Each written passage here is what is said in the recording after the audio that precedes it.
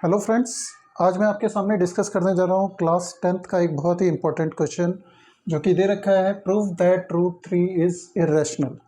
तो इसका प्रूफ देखिए आप किस तरीके से करेंगे। इसको हम कॉन्ट्राडिक्शन मेथड से इसको प्रूव करेंगे। यहाँ पे ये देखिए कि पहली बात तो हम यहाँ ये मानेंगे कि let root three be rational. ठीक है, let root three be rational, that means root three can be written in the form p by q.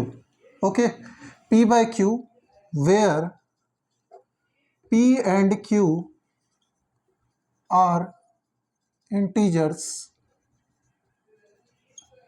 and are co-primes. अब यहाँ पे को प्राइम वर्ड का यूज हुआ है, तो को प्राइम का मतलब क्या होता है? को प्राइम का मतलब ये है कि p और q का सिर्फ 1 के अलावा कोई भी और फैक्टर नहीं है। p और q का कोई और फैक्टर नहीं है 1 के अलावा, सिर्फ और सिर्फ 1 ही इनका फैक्टर है। तो अब हम आगे बढ़ते हैं, तो यहाँ देखेंगे रूट 3 को हमने लिखा p by q where p and q are integers. Now squaring both sides, जब हम स्क्वायर करेंगे तो ये हो जाएगा 3 और ये हो जाएगा 3 is equal to p square upon q square. और जब क्रॉस मल्टीप्लाई करेंगे तो हम इसको लिख सकते हैं p square is equal to 3q square. अब आप यहाँ पे ये चीज़ देखिए कि पी स्क्वायर क्लियरली दिख रहा है कि ये 3 जो है 3 मल्टीप्लाई बाय क्यू स्क्वायर है, that means P square is a multiple of 3। यहाँ से हम बोल सकते हैं p square is multiple of 3, multiple of 3। और ये हम जानते हैं अगर p स्क्वायर है मल्टीपल ऑफ 3 तो p भी मल्टीपल होगा 3। p is also multiple of 3। तो हम यहाँ पे ये बात देख पा रहे हैं कि p is a multiple of 3, क्योंकि p स्क्वायर मल्टीपल है, ये 3 इंटू क्यू स्क्वायर है यहाँ पे, तो p स्क्वायर मल्टीपल है 3 का, तो p भी मल्टीपल होगा 3 का। अब हम आगे बढ़ते हैं, अगर p मल्टीपल है 3 का तो दैट मीन्स कि हम ये बोल सकते हैं p is equal to 3 into some integer, let us assume that integer be n। Okay, तो p को हम लिख सकते हैं क्योंकि p 3 का मल्टीपल है, that means p is equal to 3 into some integer. तो हम p को क्या लिख सकते हैं? p को 3n लिख सकते हैं।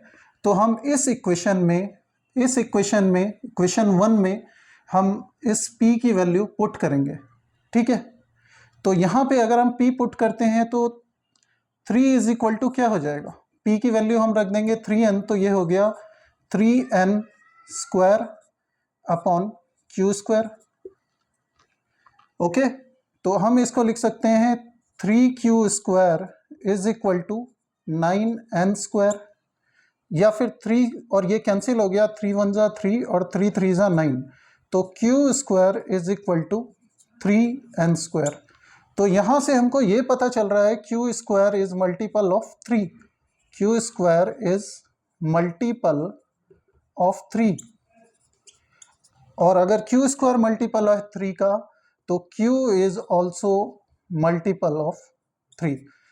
इसी तरीके से हम ये स्टेटमेंट दे रहे हैं, जैसे यहाँ पे दिया था उसी तरीके से यहाँ दे रहे हैं, q स्क्वायर मल्टीपल है 3 का तो q भी मल्टीपल है 3 का।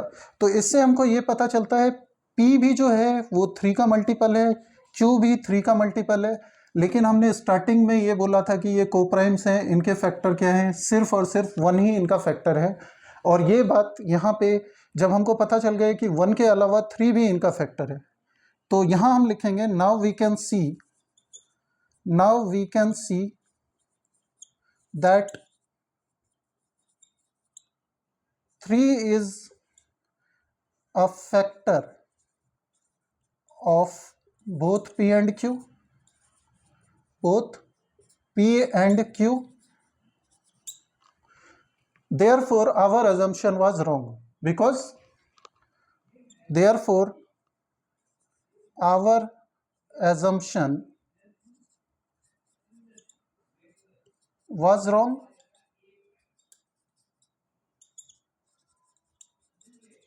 और जब हमने ये बता दिया कि हमारा assumption गलत है क्योंकि p और q कोप्राइम्स नहीं है, हमने तो कोप्राइम्स माना था मगर इनके तो फैक्टर 3 भी निकले, तो हम इस final statement our assumption was wrong, hence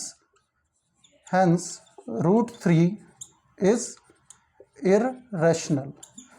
तो हम यहाँ पे ये देख रहे हैं कि हमने कॉन्ट्राडिक्शन मेथड से इसको प्रूव किया कि √3 क्या है, एक इररेशनल नंबर है।